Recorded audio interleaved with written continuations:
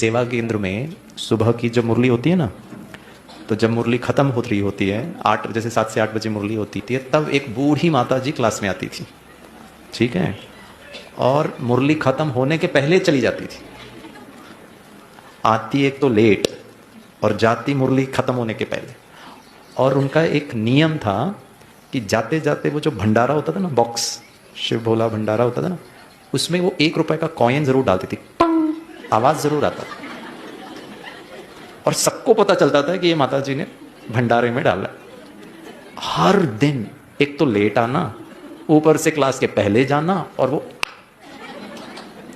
तो भाई बहनों ने वहाँ के जो निमित्त थे, एक भाई साहब थे, दीदी भी थे, उनको कहा कि ये माता जी को थोड़ा समझाओ कि एक तो लेट आती हैं और जल्दी जाती हैं, ऊपर से वो ठीक नहीं है।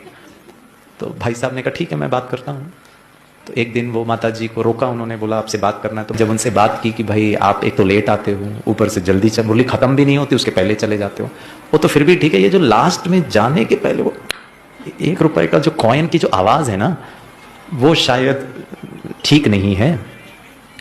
तो वो माता जी ने कहा कि तो मैं क्या करूं? तो भाई साहब ने कहा एक काम करो, 10वें तारीख को, 20 तारीख को और 30 तारीख को 10 रुपए का नोट डाल, ताकि आवाज ना आए।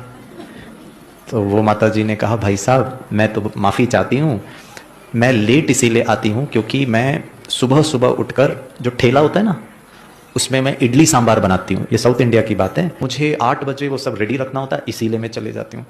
तो भाई साहब ने कहा वो तो ठीक है, समझ में आ रहा है, लेकिन ये 1 रुपए का जो कॉइन आप डालते हो ना, उसे आवाज़ आता है और बाबा के बच्चे थोड़े डिस्टर्ब होते हैं, तो आप 10 तारीख को 10 रुपए का नोट डाल दो।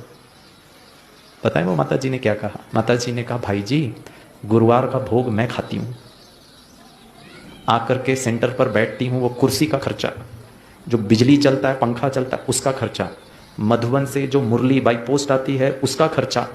अगर मैं 8 तारीख को मर गई, 8 दिन का खाया वो सर पर बोझा, वो कौन आप दोगे? वो भाई साहब ने जब सुना ना, भाई साहब हिल गया।